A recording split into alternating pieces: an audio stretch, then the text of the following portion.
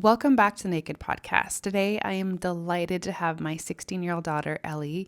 She's the youngest of my four, join me for this episode. And she's taking a huge step of bravery and courage and sharing her story about how trauma affected her mind, her emotions, her body, and how she found healing and growth beyond that.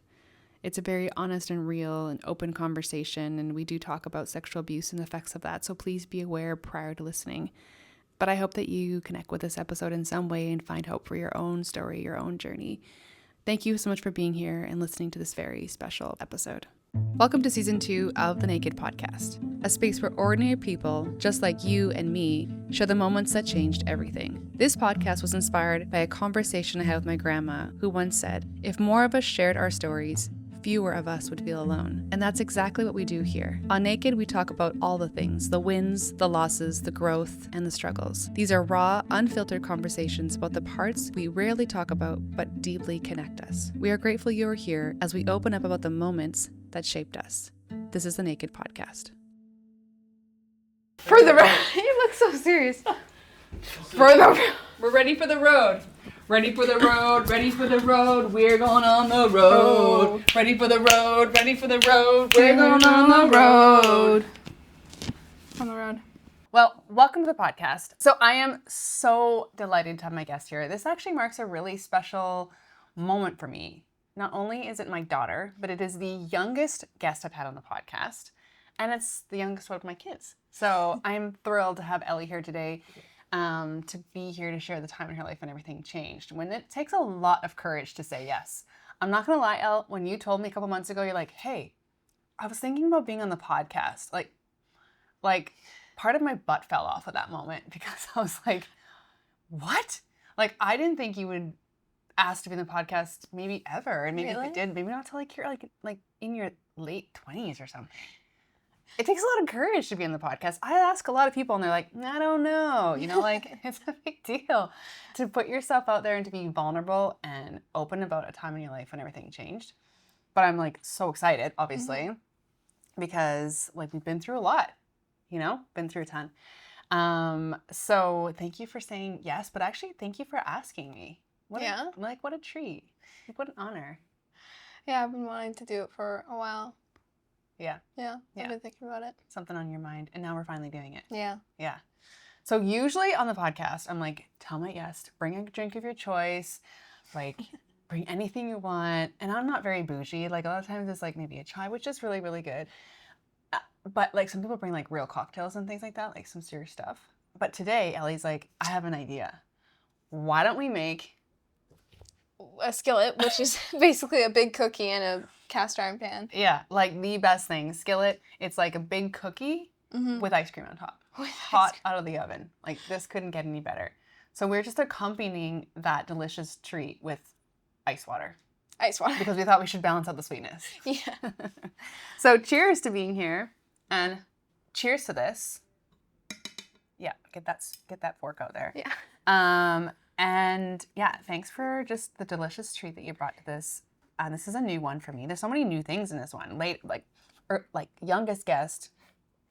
Never had a cookie on set. No. And I'll tell you what now. It's really good. Yeah. So what I like to invite my guests to do in the beginning is just like tell us a little bit about who you are.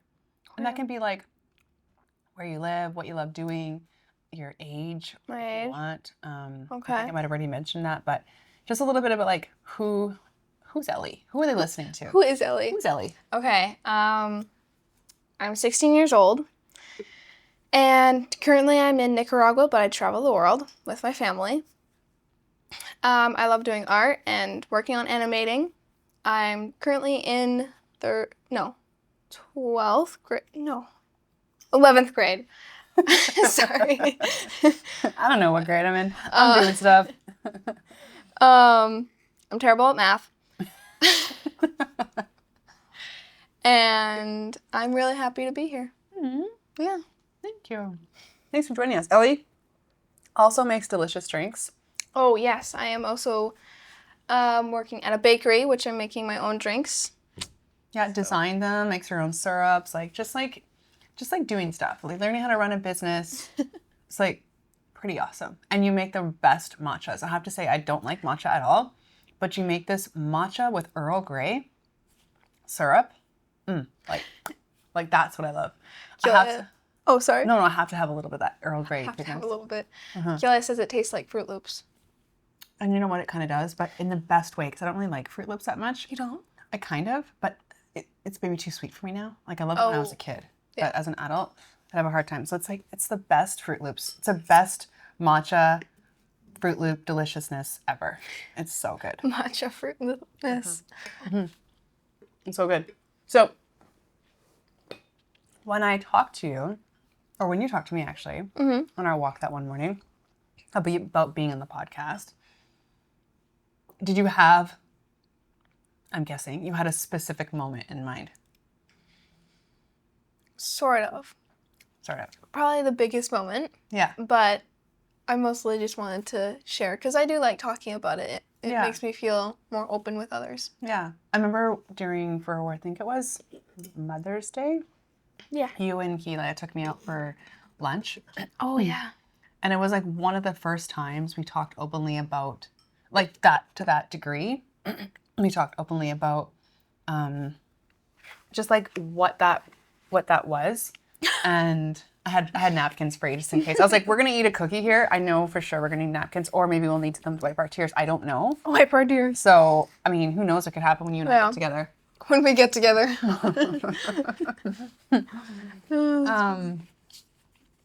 So, sorry, I lost my train of thought. Where were we? That's okay. Mother's Day. Mother's Day. Yeah, when we went for lunch at Simon Said's, and we sat there, I think it was like 4 hours. And we just had this really open conversation. And up until that point, I didn't even know how comfortable you were with talking about things. I know maybe you've talked with the kids more, things like that, and when I wasn't around. But to hear you speak it out loud, it reminded me, I think I've told you this before, it reminded me of like my 14-year-old self. Because you and I have gone through something similar. And it took me a long time to feel vulnerable and open enough to talk about that, like in the way that you did. And I was just so proud of you. I just sat there being like, wow, I'm just so proud of you. You've done a lot of hard work and you've leaned into the uncomfortable and you've done some really hard things that I don't think I even got to do, or there was room in my emotional state to do until I was in my like late 20s. Wow. So yeah, I'm really proud of you, like, and who you've become and how you've leaned into the uncomfortable. I remember one of the things we talked about during this harder season was about, you know, like you're being courageous and like, what can you do? I can do hard things. Yeah. You know, and that being such a, like, almost like a mantra, like something we could repeat, being like, I can do hard things. I can do hard things. You know. So I don't know where you want to start. And I told you, like, there's no expectations. This, like, just, I always tell people when they come to podcasts, it's like letting a flower just bloom on its own. And whatever comes out. And to not like replay or think about what you want to say too much, because I feel like the heart gets to speak if you don't like sit in that, like, what am I going to say? What am I going to say? You know, or you can just really speak about what comes up in that exact moment. Okay. Yeah. So when you think about what you're going to talk about, what's the first thing that comes to mind? There's a few things, but the first thing I would probably say was like on the top of the hill, my first experience with that kind of stuff. I remember like having a lot of hatred thoughts about that kid and just like really hating him. So I remember that was a big moment where I just, all I can think of was like these terrible things happening to him and feeling like better about myself in a way, I guess. And then definitely Mangarosa. That was a big moment for me. But yeah. Yeah. So something happened in your life that like somebody did something to you that made you feel like small in a way. Yeah. Small. I remember that moment when you came running to us and you're like, this thing happened. I remember that. I was all alone in the pool because my friends went to go eat. Okay. And so I was all alone. And so that's like basically when it happened. I kind of like hang out with the kid. Mm-hmm. We would wave under the water, but wouldn't do anything on top of the water. We like wave because it's kind of Friendly, blurry. yeah. And then once they leave, he like got pretty close. Mm-hmm. And that's when that incident happened. Yeah. Yeah. And then at that point, so we're living, just to give you guys reference who are listening, we're living in Nicaragua and in a new place. We don't know anybody. A lot of people speak Spanish. There's some people that speak English. But there's like a lot of people that come from around the world. So even if they don't, some people speak, there's so many languages here. You just don't know who you're going to bump up into, right? And so you were at the time like 12, I think it was. Yeah, around there. Yeah. 11. 12. And this experience happened to you, and it just like you said, it just changed how you felt. Yeah, I didn't want to leave the house. I didn't want to meet anyone. Yeah. Anyone new, because I didn't want to. I don't know why, but it was like a fear of mine. Mm-hmm. And I kind of leaned into people during that moment, and I didn't realize then that would impact how much it would in the future, like not fully going through it and then coming in back. So do you mean like after that incident, you really leaned on people, like in your family and like in your circle, and then that impacted the next part of the journey, I guess. the journey? So then it was about, I don't know, a year later, something like that. Another incident happened. Where it was a friend, someone I knew really well, and they got pretty close. And I remember just like freaking out. And then Kilea and they went up to do taekwondo, and I remember cleaning out the fridge and just sobbing, like shaking. No one was around, which I think was probably best for me. But then after that, I just like hugged them goodbye and waved and never saw them again. Right.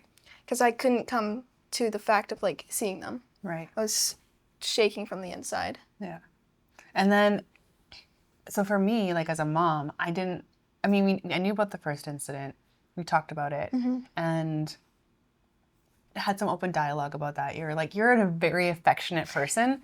Like Ellie's the kind of person, her kindergarten students, like her kindergarten teacher's like, I love Elli. She literally just like pets my arm when I come to class. Like she's just so loving. And so like, you just love human connection and contact. Yeah. And so I felt like after the first incident, you were actually, farther?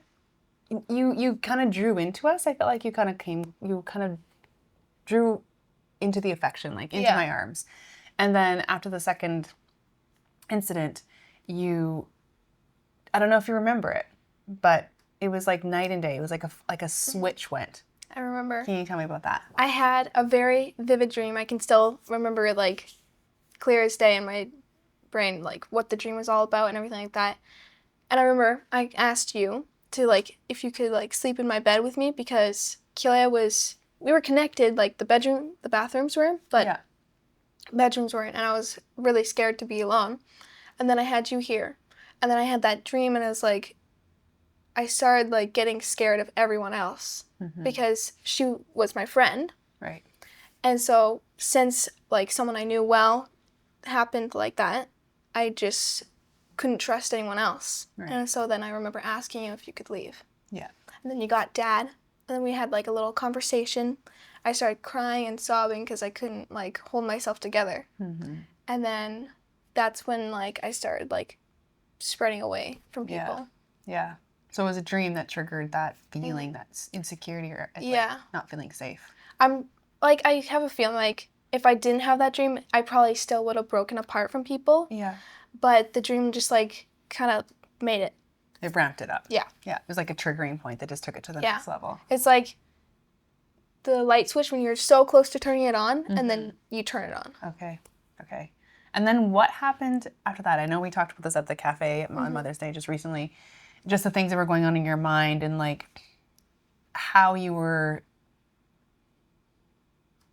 feeling around people that you felt so safe around. Like you've always been the kind of girl, it's so cute, Ellie, like her whole life, best day ever, family day. Like just like, what do you want to do? What's your best day look like? Spending time with my family. And then all of a sudden there was a point where you felt evidently afraid of everybody, of us. And it was really hard I think, it's hard when the light switch flips and you're like, whoa, what's going on? How do we, what do we do? And not knowing like what was going on in your head, Yeah. I think is really good for us to talk about this and just like where was your headspace at that point? At that point, sorry, that was a big piece of the That's okay. cookie. But at that time, I feel like I couldn't trust anyone. I just wanted to lock myself in my room and not look at anyone. I told you this, like, it got so bad I was scared of Squishy, my dog, which he was there for the first time, actually. And then the second time. But I was so scared, like, I couldn't trust anyone because I didn't know what they were going to do. Like, if they were going to reach out for me or, like, get close or anything like that. So I was just terrified. I was like, I basically made, like, rules in my head, like, don't fall asleep in the living room. You don't know what's going to happen when you fall asleep. Only go to bed when you're in your bed. When I got better with Squishy, when he started, like, hanging out with me after I relaxed a little bit. But then I had a routine. I would wake up, go in the pool, have Squishy there, rinse off, and then I would either do, like, schoolwork or something like that, but I would be in my room, like, far away from others. I was so scared to be, like, in a closed room or, like, on the floor, I guess, with, like, other people, and then just, like, being stuck. Right. Not knowing where to go, I guess. Not being able to escape when you need to. Yeah. Yeah.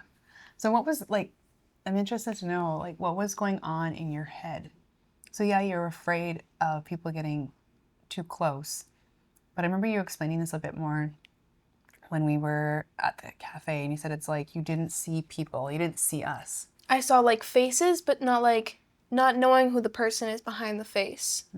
Just, like, knowing that is a person, and you don't really know them. Like, you know them, but, like, you kind of forget who they are. Disassociate. Yeah. Yeah. Once I got closer with Squishy, like, I knew him, I knew his, like, everything. So I latched onto him, like, as a buddy.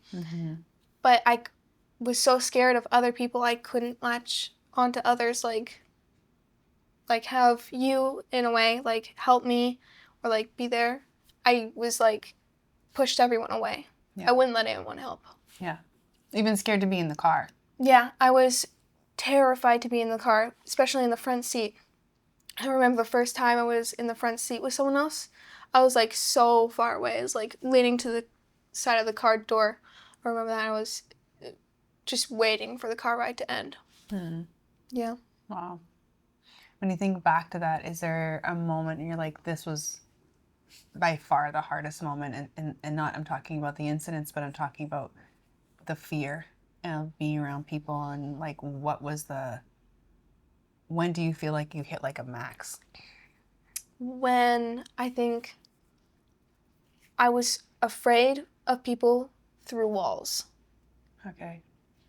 So I'd be, like, walking through a hallway, and then someone would walk past, and I'd be like, were you close to the wall? In a way, were you close to me?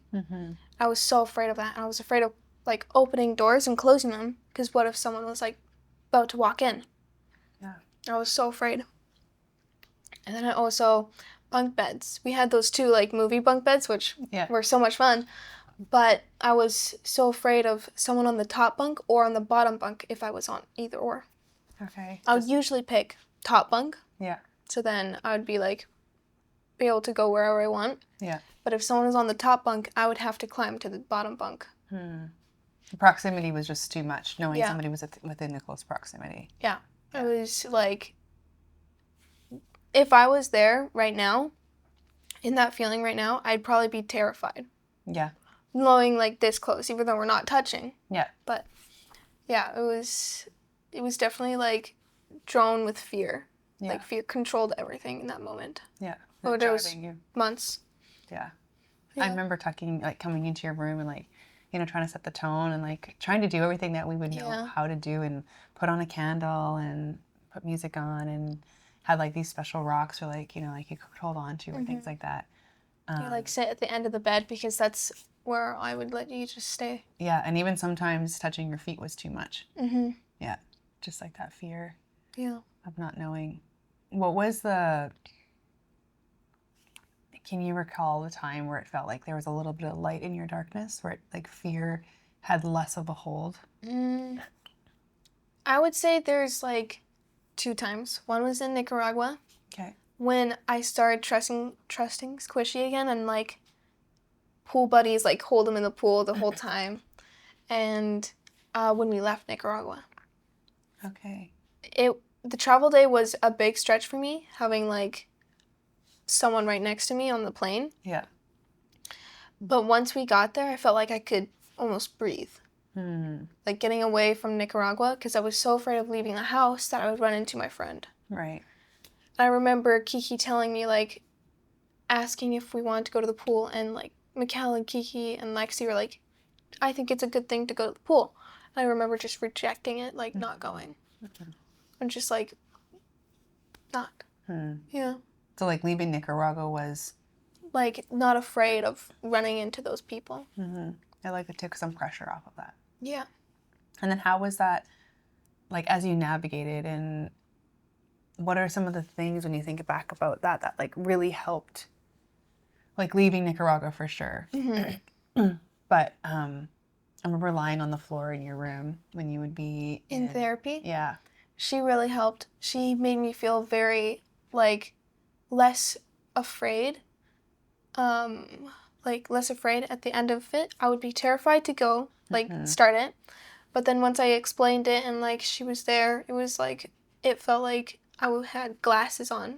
And then, like, could see the world real. You could see it real after talking to her. Yeah. Yeah. Do you remember one of the sessions? Like, I know it was art therapy, so it was very, like, visual and very expressive through color.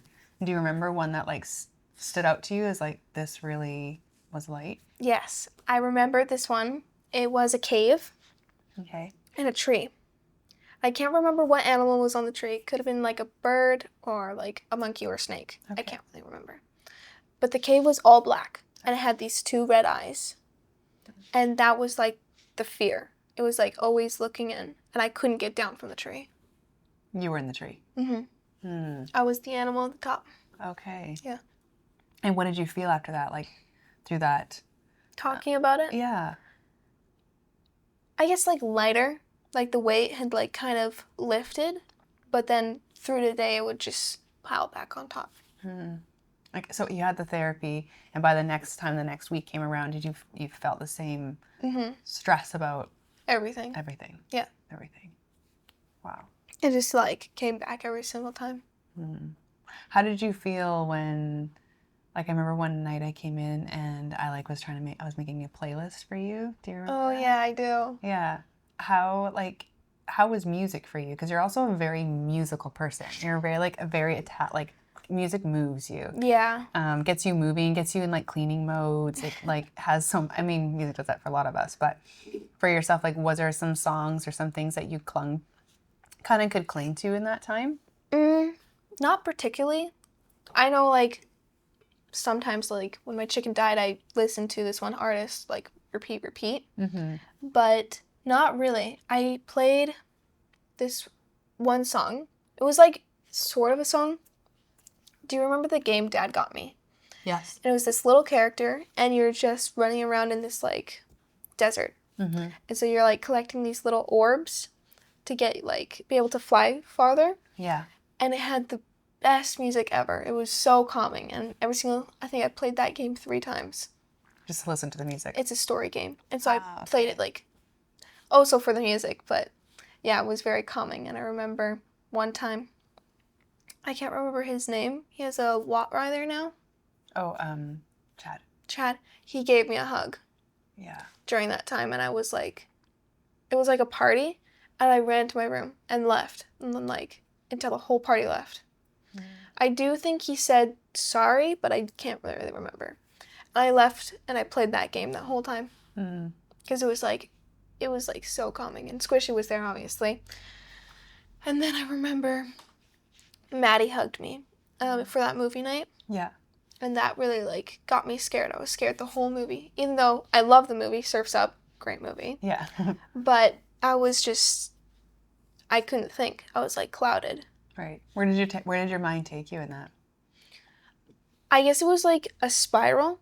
You're just going down the stairs and just, like, terrified, like, what she could have done. She still could have done, like, something. And, like, just being afraid. Like even questioning the interaction. Yeah. Like what happened? 100%. What happened? What happened? Yeah. Okay. And is that kind of, when you think back to like these incidents that happened, were those some of the things that were on replay? Like you feel like it was like kind of like the dream, or Yeah, it was on retriggering. replay. Yeah. And I had, like, that dream kept, like, sort of coming up in, like, different ways. Hmm. Like, it was the same, but, like, a little bit different, like, little tweaks. Okay. So just, like, replay. Yeah. Yeah. I think it was really, really confusing to people because you are such an affectionate person and you're just like so huggy and like, you know, just that way. And you were still like such a kid, you know, you were still quite little. And as much as, you know, you try to express people like, Ellie's not in a huggy mood. They're like, what, get in here, give me a hug, you know? And even I remember when we had family come down and visit, it was really intense because I feel like I drifted more in my room because I was scared of like people not respecting me and like not knowing what was the boundary. Right. And then having to not know how to ever interact when they come in for a hug. Yeah. I remember on the border, someone, he gave me a hug and it was, again, spiraled down the whole like drive back. I was like so scared of like, and in the bus, I would like be in the back of the bus. Yeah. So when you think about like spiraling, are you just, maybe you already answered this, but you're just replaying that same fear, that same thought, the same thing, and then it like little things you can't even notice like change it, and then it would be even more scary. Wow. Yeah. So just like just compiling, just scary after scary, this big, like, yeah, it's so huge. Yeah. But yeah. Do you remember when like that bigness stopped? Like it was like someone put a little, maybe popped an air, like popped a little hole in it and it started to kind of come down? I think once, like, as much, like, I was a little worried about Disneyland, which was super fun. I loved the rides. I got quite close with Kiki because I was afraid of other people getting too close. Okay. So Keelah was kind of, like, protecting me in a way. Yeah.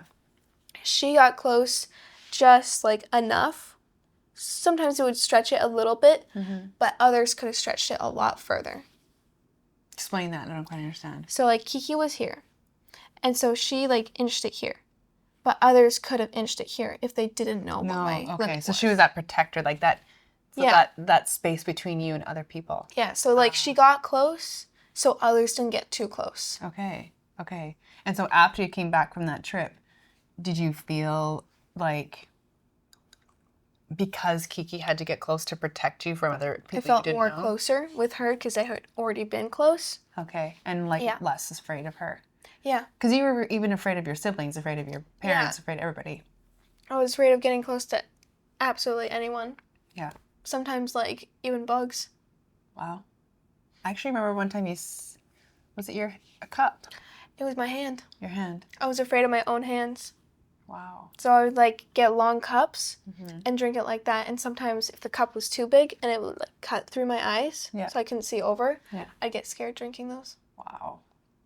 Yeah, so I remember, like, keep my hands away from me because I was afraid of touching myself. Wow. It got intense. Yeah. Yeah. Wow. I know that at the time you got yourself into creating. Yeah. Doing like needle felting. Did you find that to be therapeutic in a way of like an out for your mind? It was like I could put all my feelings in it, and the sound was very therapeutic too. Like your own ASMR. Yeah. Yeah. I think that's where that's sort of when I got into ASMR, around there. Okay. Sorry, I'm having a taste of her That's cooking. okay. It's good. It is really good. We're just eating our snack here, our big giant cookie in the skillet. Yeah. And so it got really, really big and it got really, really intense. Yeah. And it felt like it was like consuming all of you. Yeah. Yeah. Like the whole room was dark. Right. And I remember my Winnie the Pooh one, like quote that I had. I put it on my wall and I would like look at it. And I think it went something like, Hang tight. We'll be back after this short break. Season 2 is finally here. When I first started the Naked podcast, I honestly had no idea where it would lead us. I just knew that honest conversations really do matter.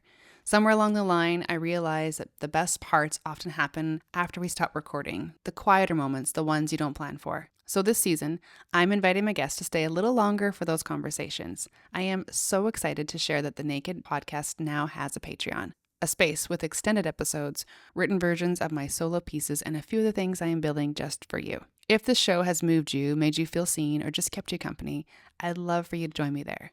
All the details are in the show notes, just a little invitation to stay a bit longer.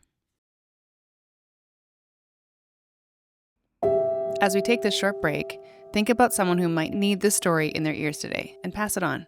Now, let's get back into it. I think it started with like never or something. Oh yeah. Never fear the shadows simply means there's a light shining nearby. That was literally the best.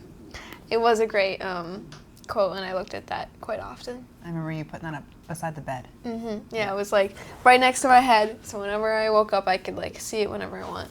Was there something in that season? Because we did a lot of things. Like we were really trying. Like, I mean, we were at a loss, you know? We were at a loss. As parents, we had the therapy that you were seeing, Yeah. and then did some tapping, like just trying to find ways for you to like heal, really. I remember as a parent, I remember like feeling at such a loss. Yeah.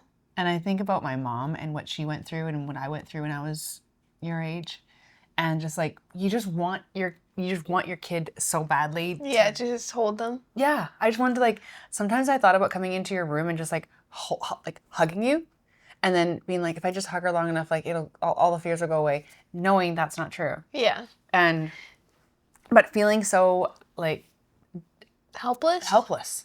Yeah.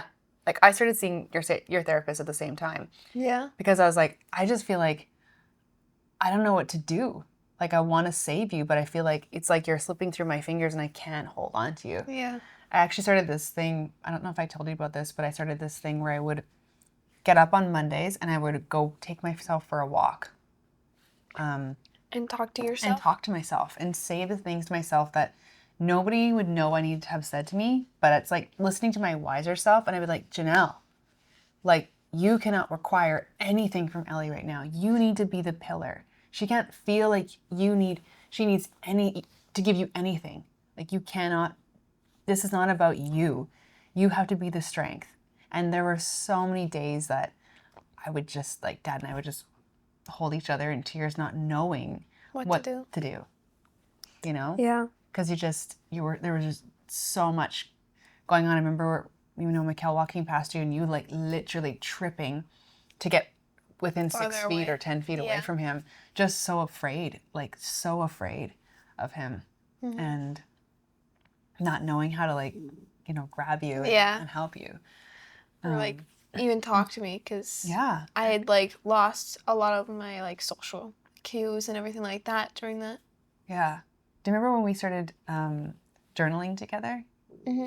The table was huge. So we couldn't even touch each other if our hands were out because it was a giant table. Mm-hmm. But we started doing, I think it was creating our own journals, whereas what I started doing that. And like, I still do that.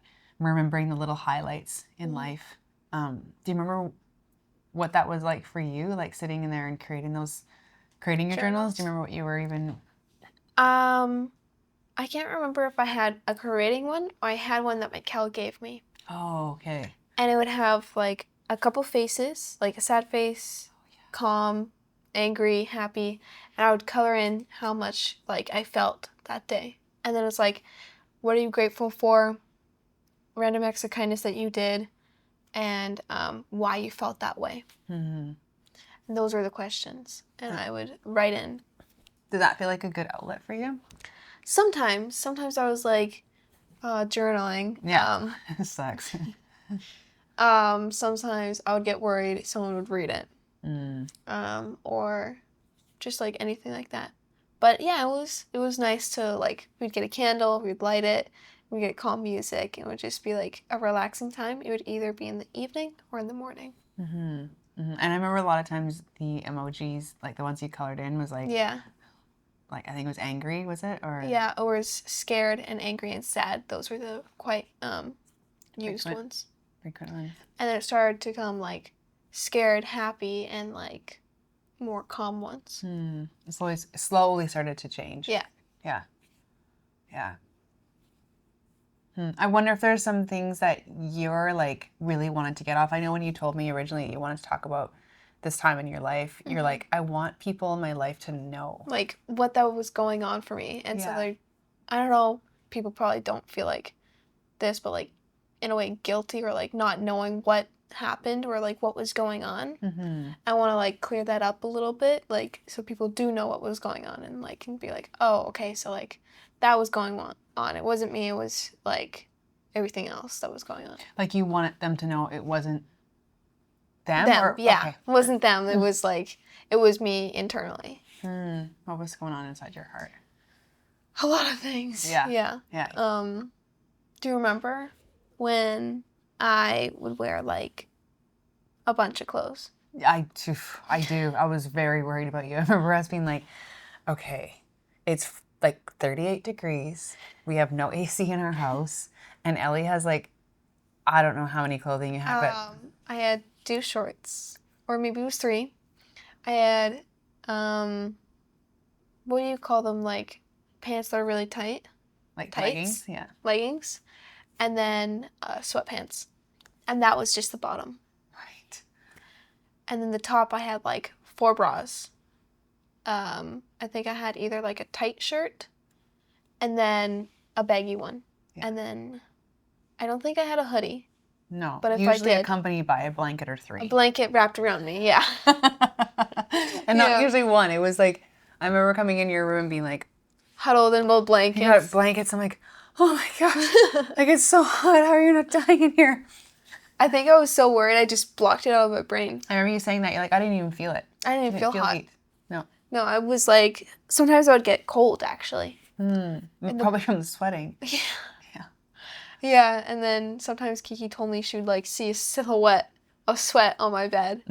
Because I had all those layers on. I would just sweat through them. Yeah. But Like fear trumped all of all your the feelings. Like, feelings. you couldn't actually feel hot because fear was so much bigger than how hot you were. I remember Kiki, she like slept outside because it was so hot while I'm just huddled in all these blankets. Yeah. I was like, it's not that hot. Yeah. You're like, it's fine. And be like, oh my gosh. I don't think it's until we're like, hey, like your therapist says you have to let the blankets go, or like we're gonna have to like Yeah. you're gonna get dehydrated. Yeah, which I did drink a lot of water, but not as much as I should have. Also with eating, I didn't eat a lot. No, you didn't. You had a special diet. A special diet of granola bars. Because in my head, some reason I was so afraid to even look at myself through the mirror or like look at my body. I was so afraid. I was also why I wear so many layers. Okay. Like I was afraid to go to the bathroom, and because I didn't trust the door of people being able to see through it. And so I'd go to the bathroom as little as I could. So you ate as little as you could, so you do the bathroom as little as you could. I remember like sometimes counting the days of how far I would go without. It would go like 3 to 5. Wow. Yeah. Without having a bowel movement. Huh? Like without having like a bowel movement, like taking a poop. Yeah. Yeah. Yeah. I would eat so little. I was afraid you guys would like notice me not eating very much. And then in my head, granola bars, which I ate a lot, they were like so little. I was like, it's only 1. Yeah. So I'll just snack on it. And then I loved them, which we all know. And I just kept eating them. And I started actually eating quite a few because in my head they were so little and they were like not much. Right. So I just snacked on those like for so long.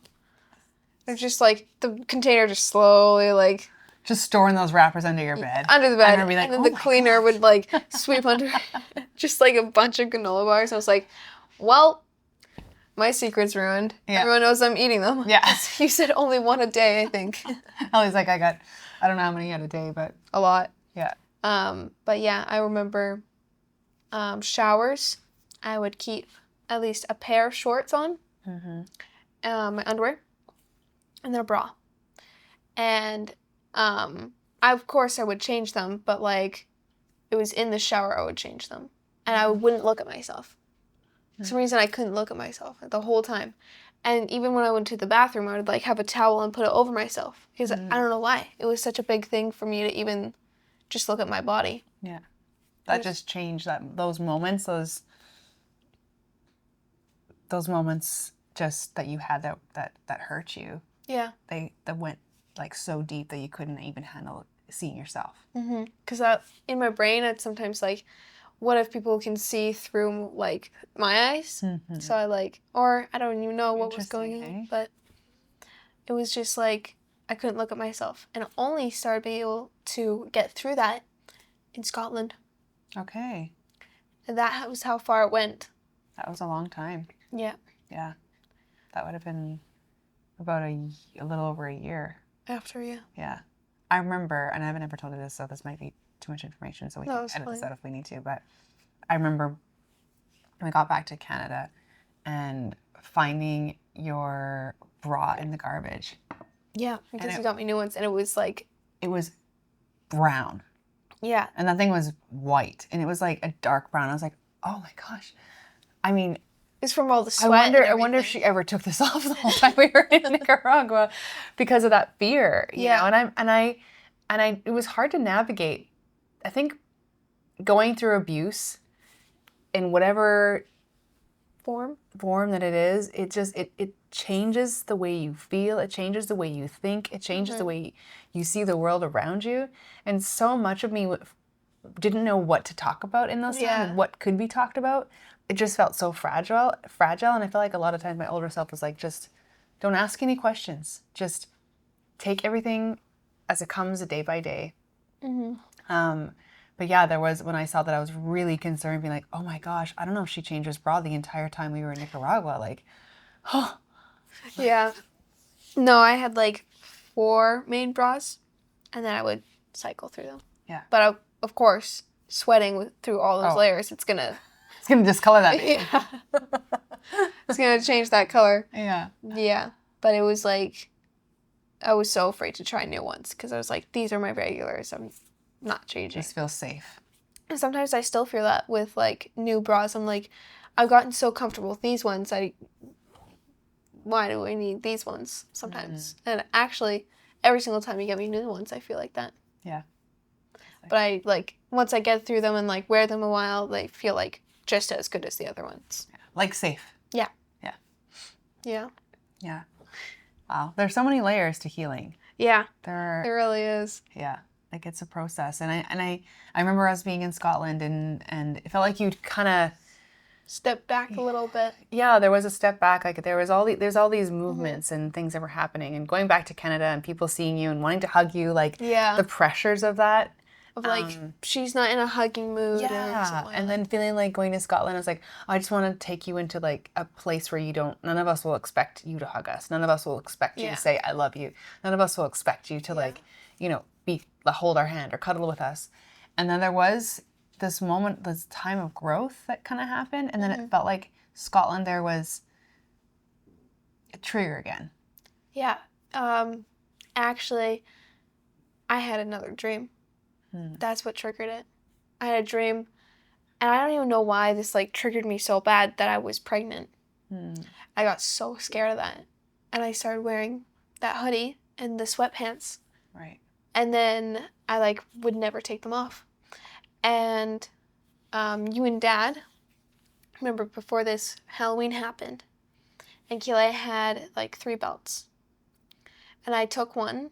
I'm like hoping she's not gonna realize because after Halloween and she had that really cool elf costume.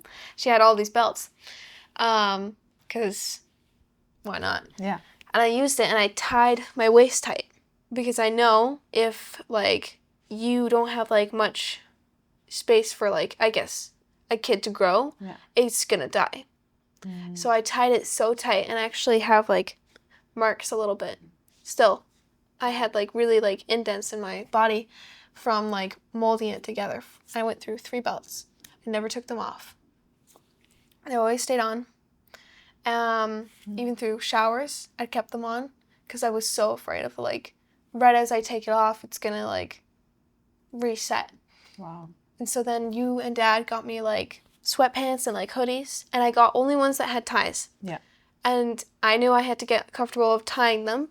They couldn't get as tight as the belts, which was a good way of like getting away from those. Yeah. But like I was so afraid of like wearing this one. It was a really pretty one. It was the green one. Mm-hmm. I love that one, but it didn't have a tie. Yeah. Or wait, it was the tan one. The green one had like a tie in the front, which I love those ones because then it's like you can tie it even tighter than the other ones. It had a tie in the inside. Yeah. But the tan one didn't have a tie in the inside. It was just like, normal sweatpants. Yeah. And it was like, it took a really long time for me to get those. I remember also like pulling away and everything like that with like sharing a bed with Mikkel was like a big thing, having Huge. someone in there. Yeah. But it was always nice because like I wasn't going to bed alone or something like that. Yeah. But it was nice. But that's kind of when I started like pulling away is when I just had my waist super tight because I was afraid of something like that happening. Right. Yeah. Trying to protect yourself again. Yeah. Yeah. So what got you out of that fierce protection of yourself again? Like what was a healing process for you to come out of that? After Scotland, Mm-hmm. I feel like then I was like, I don't want to go back into my rabbit hole. Like I have to push myself. And sometimes I push myself even now. Like I still feel like I'm sort of in it. Like I'm still pushing myself out of my comfort zone sometimes. Yeah. Like wearing those new bras that you got me, like the ones without the straps. I'm wearing them right now actually. But Amazing. that was before we got here. And I was like, I'm barely going to wear these because I was so afraid. Or like my cute tops that I have, that really nice brown one. Yeah. But it looks like a bra. Yeah. Or going to the pool. That was a big time for me. Like going back in the pool with all that. Here. Yeah. Yeah. So those things, like, there's still like little things in my life. Or like, this was like a big thing. I would clock like how this, say I was having a hug with you. I'd like, okay, they're going this way, I'm going this way, and go in my head a lot of like before having a hug. Sometimes I do still like. You still feel that? Yeah, sometimes where I'm like planning out a hug, what it's like, what's gonna happen and everything like that. But it was like, I'd be like, okay, they're looking at me, they're gonna come, like I'm looking at them, they're gonna hug me, and so it would be like a big, like prepare myself basically for that. What, like in what moments do you find yourself the most free in your body? Free? I'd say, I don't know. Like when you're not calculating and maybe it comes spontaneously for you, but you're not thinking about like, okay, they're hugging or like, almost like mind mapping out the scenario. In what moments do you find you can just be the freest version of you? Because you've always been a very free spirit. Like when you were young, it's like, I like your dog. Like Elli would talk to all the like any neighbors. She'd make friends everywhere. She's like super outgoing. And I mean, trauma changes that. Yeah. It affects that. So I wonder for you, and do you find there are parts of you that can feel that, or do you feel like it's still very much a choice daily, or were you just sense of like, oh, I just feel so free in this moment? I would say it's moments and people. I don't feel like I plan hugs with you guys, like my family, very much. But I find people who like really go for hugs, I can find myself planning. I love hugs from this one person, but I find they're very like, what's it called? Exasperated? Like, oh, I mean, enthusiastic in there? Yeah, enthusiastic. And I'm like, okay, because they're so sweet, but like I can find like preparing like, okay, they're gonna go that way, I'm gonna go this way, just like getting ready. So like I always, if I'm with someone, I let them hug first and then I hug next, knowing what side she's gonna go. Okay. Yeah. Yeah. So do you, sorry to go back to that question I was gonna asking you is like, do you feel like in this body, in this time, in 16-year-old Elli, there are moments where you just feel like that freest version of yourself again, where you feel like pre-trauma? What's pre-trauma mean? Like pre the incidents that happened, where you're just like, oh, like I'm just like like I'm free. Like I don't think about these things. I remember talking to you about what I went through, and like I would hear this person's name. Yeah. Because like you, I had two times where things happened and traumatized me deeply, and the two people happen to have the same name. And that name, I would hear it in a show, or I'd hear it in a, it would just be triggering until a point where it didn't become triggering anymore. Yeah. Until I could really feel like alive in my body and be silly and like I like kind of like come back home to who I am. Yeah. You know what I mean? Do you feel like you've come back home to you? Are there moments where you feel like you can come home to yourself? Like, Yeah. Like I do feel better. Like, even like talking about this, like I know I've gotten through most of it at least. But like, yeah, I feel, especially singing and dancing, I find really free doing that. Workouts less. I find I'm less like comfortable with people when I'm working out. And I don't know, but just like, yeah, like music and like something like happy feeling, like something that makes me joyful. yeah. Would like just kind of like disappear, all that stuff.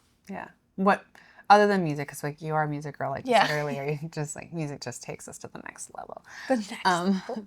But are there other things you can think of, like, oh, like if I've been talking a lot about joy lately, even on the podcast and things that in my own life, and I'm just like realizing the things that bring me joy. And when you think about pulling yourself, like in moments where you can maybe feel yourself feeling small or feel yourself pulling away, are there things you lean towards that are natural, just like, oh, this is going to be like an absolute joy booster?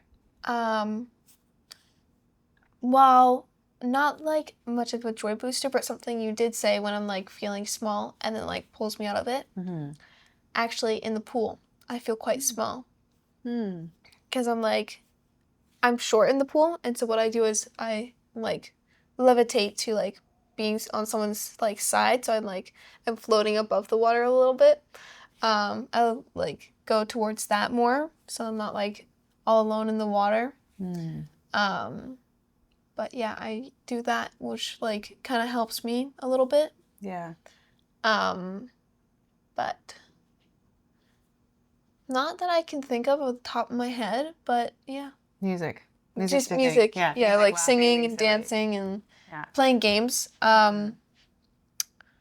Actually, like horror video games with Kiki and Mikkel. We did that a lot, and that was really fun.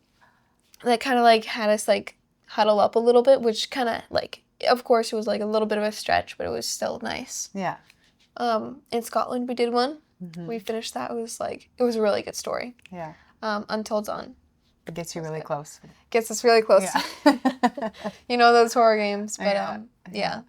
If you were able to whisper in the ear of your like 11-year-old self, from the perspective that you're in right now and from the viewpoint that you have and the growth, what would you want to whisper into your ear? Either like you are loved or breathe. Like just like relax and calm down. It's like all in the head though, but like, yeah, probably one of those two. Relax. Relax or like breathe, or you are loved or you are cared for. Yeah. That's great. Yeah. It's interesting when you have a bit of perspective, a little bit of distance. Of like that time, and you can think back to it of like all those things. Yeah. And how you would love for yourself. Yeah. What are the things you'd want yourself to know about? Yeah. Yeah. Wow. It's a wild journey. Like trauma is wild, and I'm so proud of you for doing so much hard work and like being able to be so open about what it was like, because I think a lot of us can stay in our heads for a long, long time, and it can come out in other ways. And I think you've just chosen, like you said, even now in the season. Yeah. It's only been like 4 years or something, but even now you're in a space where you're like, you're still pushing yourself. You still got to tell yourself, like, get out of your head. Yeah. Like, it's okay. And having that maturity and that knowing to just like not let something become big, even with the belts. Yeah. and like, I don't want to go back where I came from, Mm-hmm. you know, and choosing to actively, Like, go forward. to Yeah. do the hard thing, to cuddle up, to like push yourself in ways that maybe you didn't think was possible when Yeah. it all happened. Yeah. Yeah. Is there anything else that because we've talked a little bit about this, A but little bit. it's only been in the last 6 months or even 5 months we've talked about this. Yeah. Is there anything else that you're like, oh, there's little tidbits of things you wanted to touch on? Not really that I can think of, but I can think of this one thing. Where I could see myself, like, I could have, like, crawled back in that hole. It was in Canada, in Linden. Really? Yeah. Okay. A couple months ago. And I was like, I easily could, like, crawl back in that hole of hiding. And it was, I think you can remember this. It's when I think Papa left.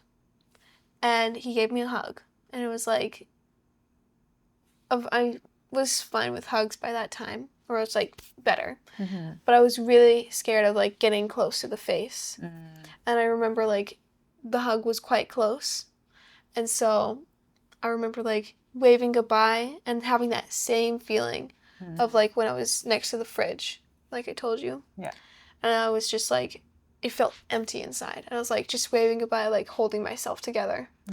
And then once they left, I went downstairs and I just cried and I called you, or I called Dad. Yeah. No, it was you. And then Dad came. Yeah. And I was just sobbing and I was in your room. I was like, I don't know what to do. And I told you the whole thing. And then I could like see I could slip back into that. But then I had to decide like if that's what I truly wanted. Right. And so I decided like obviously not what I wanted, to like fall back into the rabbit hole. But I could really see myself doing that. Right. Knowing how hard it is to come out of it though. Yeah. Yeah. That awareness of like what it requires. Yeah. When you retract to come back out of Yeah. it. Wow. So many things to learn about each other. You know, like that's like these conversations are so valuable. There's even so much I learned about you just in this conversation of like what you went through, and just like hearing the turmoil and hearing the ache, like just in your mind, the fear. Yeah. You know, just like controlling everything that you're doing, controlling what you eat, controlling your bathroom breaks, controlling how you see yourself in the shower when someone walks past the door, or all of these things. It just like how it just had you, like it just really had you. Like if like a troll like had a grip and then like wouldn't let me go. Yeah. Yeah, right.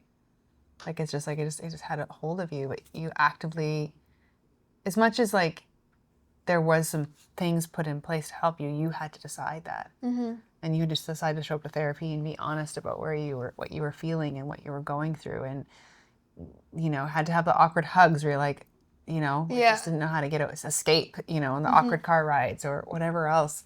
And you've worked really hard at like the light. Like I can't even express like seeing the light back in your eyes is like one of the most beautiful things. And there were so many times that I would miss it. Like I just wanted to like flip the switch and like see your light come back, because it's like you just left. Like there's no life behind the eyes. Exactly. Like you were just gray. And there wasn't anybody like you weren't home. You kind of escaped, like left your body. Yeah. And I'm so proud of you. I'm so proud of like who you're choosing to be and how you're choosing to do life.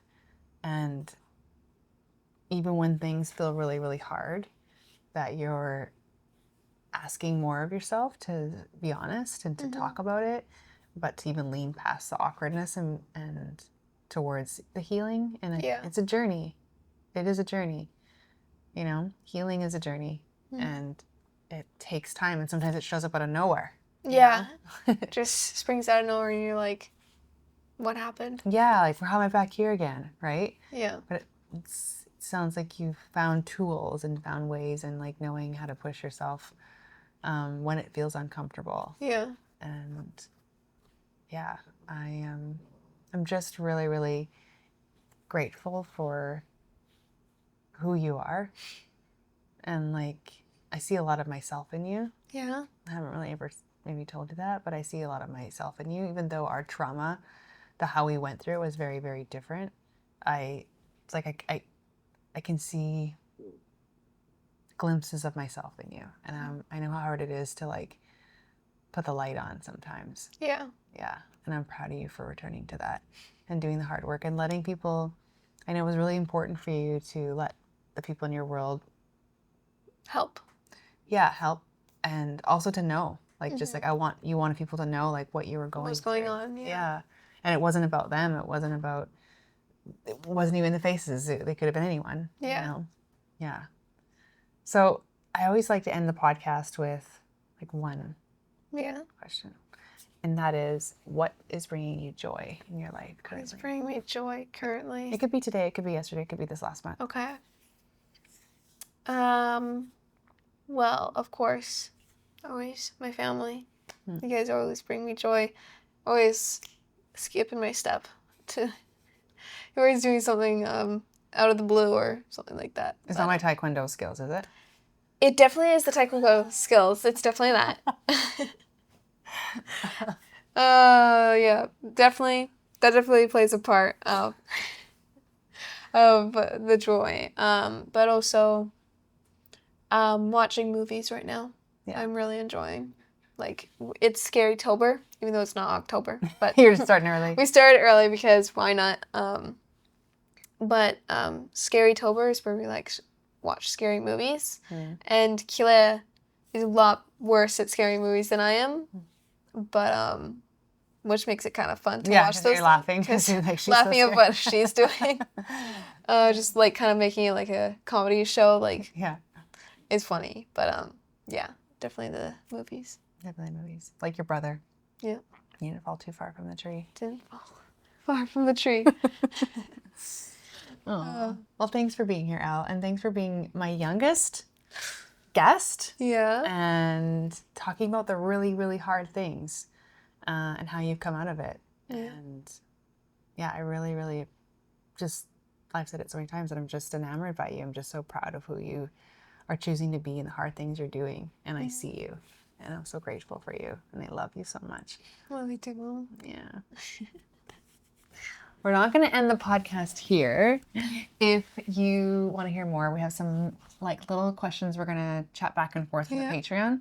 So thank you for joining us and for being here for this very vulnerable and real conversation that, that is hard to talk about. But you did it. And I'm so proud of you.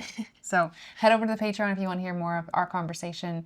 And thanks so much for joining us. See you in the Patreon. I want to thank you so much for being here, for taking the time to listen to the Naked Podcast. It honestly means so much. If there's something in the episode that has moved you, share it with someone who might need to hear it too. And if you haven't already, give us a follow and leave a review. It helps so much to keep the momentum and keep the show growing. For more conversations, reflections, and ways to stay connected, check out the link in the show notes. Until next time. If you would like to connect with us or possibly share your story, please contact us at nakedwithjanelle@gmail.com. That's nakedwithjanelle@gmail.com. Thanks so much. Thanks to my son, Mikkel, who is the one behind every podcast. He does all the producing and editing and makes this show happen. If it wasn't for him, all of these would be stuck in my computer and you would not get a chance to hear them. So I am forever grateful for his help and partnership in the Naked Podcast.